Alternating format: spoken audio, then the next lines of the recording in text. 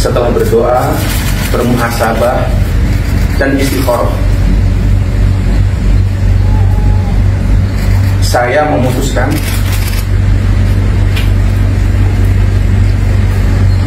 untuk mengundurkan diri.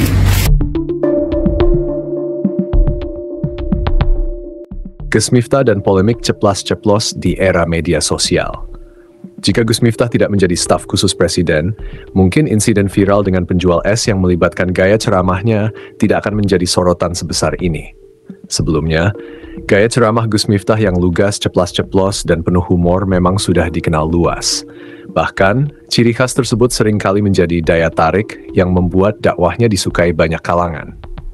Namun, saat Gus Miftah mulai terjun ke ranah politik sebagai staf khusus presiden, pergerakannya menjadi lebih diperhatikan dan seringkali menjadi bahan perdebatan. Latar belakang Gus Miftah. Gus Miftah, atau nama lengkapnya Miftah Maulana Habibur Rahman, adalah seorang dai yang berasal dari Jogja. Ia lahir di Lampung pada 5 Agustus 1981. Sejak kecil, Gus Miftah telah mengenal nilai-nilai keislaman yang kuat. Ayahnya adalah seorang ustadz yang mendidiknya dengan disiplin dalam belajar agama. Setelah lulus dari pondok pesantren, Gus Miftah memilih melanjutkan dakwahnya dengan pendekatan yang berbeda. Pada 2006, ia mendirikan Pondok Pesantren Ora Aji di Sleman, Yogyakarta. Pondok ini dikenal sebagai tempat pembelajaran Islam yang mengusung nilai inklusivitas, merangkul siapa saja tanpa memandang latar belakang sosial atau ekonomi. Gus Miftah juga memiliki pendekatan yang tidak biasa dalam dakwahnya. Ia sering mendatangi tempat-tempat yang dianggap kontroversial oleh sebagian orang, seperti klub malam dan tempat hiburan malam. Di sana, ia berdakwah kepada pekerja hiburan malam, supir, dan masyarakat marginal lainnya. Gaya dakwah Gus Miftah yang unik menjadi sorotan setelah ceramahnya di salah satu klub malam di Bali viral beberapa tahun lalu. Dalam ceramah itu, ia menyampaikan pesan-pesan keagamaan tanpa menghakimi para pendengarnya. Menurutnya, tugas seorang dai adalah menyampaikan kebaikan, bukan menghakimi. Gus percaya bahwa semua orang memiliki hak untuk mendapatkan hidayah, tidak peduli siapa mereka atau di mana mereka berada. Pendekatan inilah yang membuat Gus Miftah disukai banyak orang, terutama dari kalangan anak muda dan masyarakat urban. Gaya bicaranya yang lugas, seringkali diselingi humor dan cerita sehari-hari, membuat dakwahnya terasa lebih dekat dan relevan.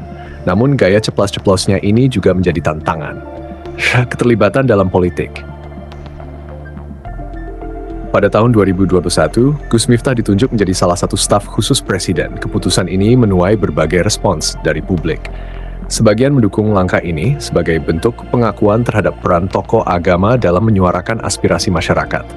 Namun, tidak sedikit yang mengkritik keterlibatan Gus Miftah di ranah politik, menganggapnya bisa mengurangi fokusnya dalam berdakwah.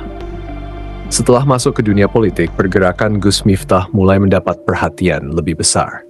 Hal ini membawa konsekuensi terhadap setiap ucapan dan tindakannya. Apa yang sebelumnya dianggap biasa dalam konteks ceramah, kini seringkali diinterpretasikan berbeda. Tantangan di era media sosial. Kasus insiden dengan penjual es hanyalah satu dari sekian banyak contoh bagaimana media sosial bisa memperbesar dampak dari sebuah pernyataan. Media sosial adalah pedang bermata dua.